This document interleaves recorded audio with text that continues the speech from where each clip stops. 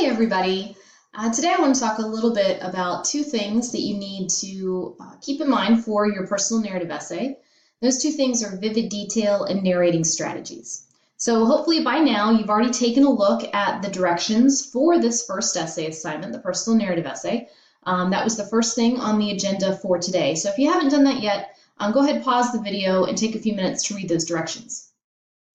You may have noticed as you were reading them that I mentioned a couple times narrating strategies in vivid detail as components that you need to have in this paper. So I want to talk just a little bit about, in some more detail, what those things are and why you need them.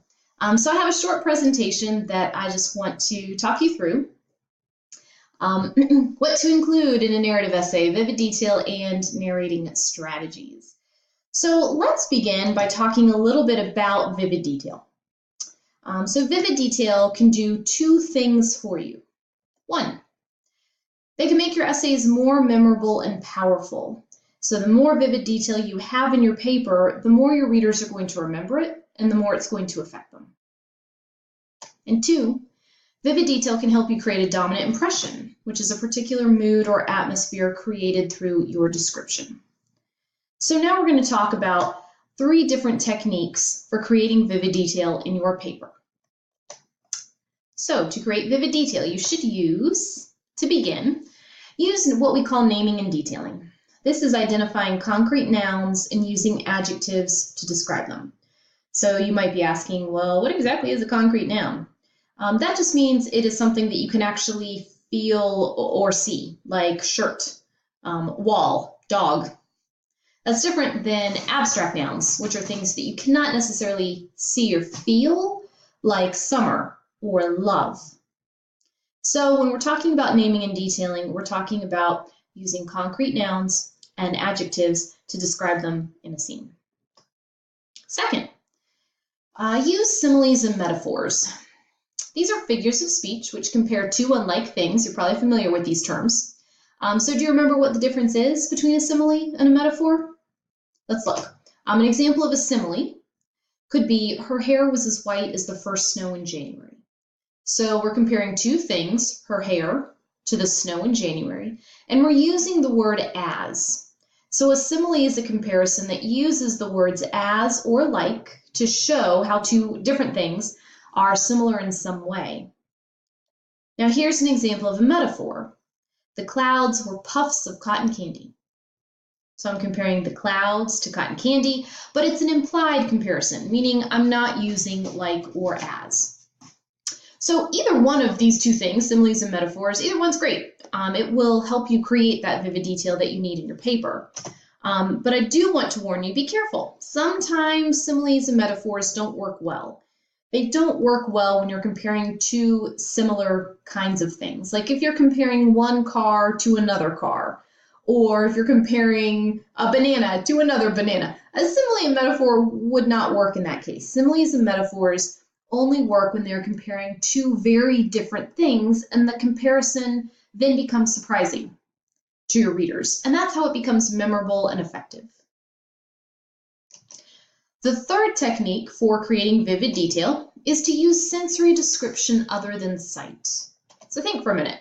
What other senses can you describe in your paper in addition to what you remember seeing? Well, as you can tell from the pictures on this slide, you can describe what you physically touched. You can describe what you remember hearing. You can describe what you remember tasting or smelling, if those things apply to the scenes that you're describing in your paper. So think about ways that you can not only talk about what you saw, but talk about what you heard or smelled, or whatever the case might be. So those are the three techniques for creating vivid detail. Using naming and detailing, using similes and metaphors, and using sensory description other than sight. Now let's talk a little bit about narrating strategies. In addition to vivid detail, you want to use narrating strategies because they help you tell a coherent story. So we're going to talk about 4 narrating strategies that you should use in your paper. 1, use what we call clock and calendar time. This is simply precise dates and times which present a clear sequence of action and indicate when a specific event occurred. So here are some examples. In the late afternoon, one night at 12:30, a week before Christmas, 2 years ago in the middle of June. Just having a few of these key phrases throughout your paper will help your readers know when something happened, and it just helps them follow along with what you're describing in the scene. Second narrating strategy, use what we call temporal transitions. These are just transitional words that show how events relate to one another in time. So they could be words like first, during, afterwards, then, immediately, while, finally, a few minutes later. So you get the drift. Having a couple temporal transitions in your paper can help your readers understand the order of events, how they relate to each other in time. So make sure you have a couple of those in there that you put in intentionally to help your readers follow along. And then finally, last two narrating strategies. Number 3 is to use what we call specific narrative action. This just means use action verbs and modifying phrases and clauses which present action vividly. So you are recreating the sights and sounds of people in motion when you use specific narrative action. So I'll give you a short example. As we raced down the stairs, I turned sharply at the bottom and threw myself towards the presents underneath the Christmas tree. I grabbed one gift and tore at the paper. My father sipped his coffee slowly and grinned as he watched the scene unfold in front of him. So the underlined words are action verbs, so you can see people in motion, what they're actually doing in a scene. So you don't want to only think about what they look like, you want to also think about what they're doing and how you can incorporate that into the descriptions that you include in your paper. And finally, number 4, dialogue. Using the exact words that someone said in quotation marks can help you show or capture the relationship between people who are speaking to each other. So I'll give you a couple examples. Here's the first one. She said, "Hold on a minute, buddy." So if you think about someone who would use the word buddy, it tells you something about that kind of person, what they're like, what's happening at the moment. Here's another example. He grimaced and murmured, doesn't look good." So just by including the sound, tells you something about this person and what's happening at that moment. Here's one more example. She yelled, "Didn't I tell you to clean up your room?" So that gives you a little bit of a glimpse into the relationship, perhaps, between this person who's speaking and maybe the person who is writing the paper.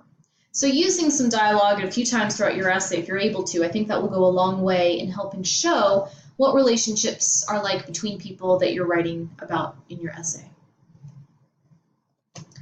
So finally, let's talk a little bit about anecdotes. Anecdotes are things where you can use this information about vivid detail and narrating strategies. So an anecdote, maybe you already know, is a short story about a particular incident or on a certain day that illustrates something about the person whom you are writing about. So an anecdote is where you can use vivid detail and narrating strategies in your narrative essay. You should probably have at least one anecdote, maybe a couple, but at least one in your essay because they really can go a long way in helping you show what kind of person it is that you're writing about. And it also goes a long way in helping your readers understand that person and remember your essay for a long time after they finish reading it. So those are the few things that I wanted to talk about with narrating strategies in vivid detail. If you have any questions, definitely send me an email. This is something that I'll be looking at in your rough drafts in a few days.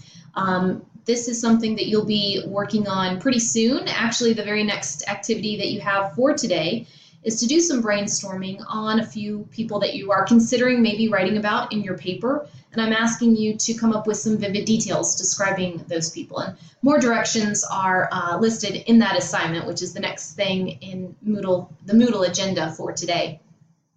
So hopefully that was helpful for you. Again, if you have questions, send me an email. Hope you have a nice rest of your day. Bye, everybody.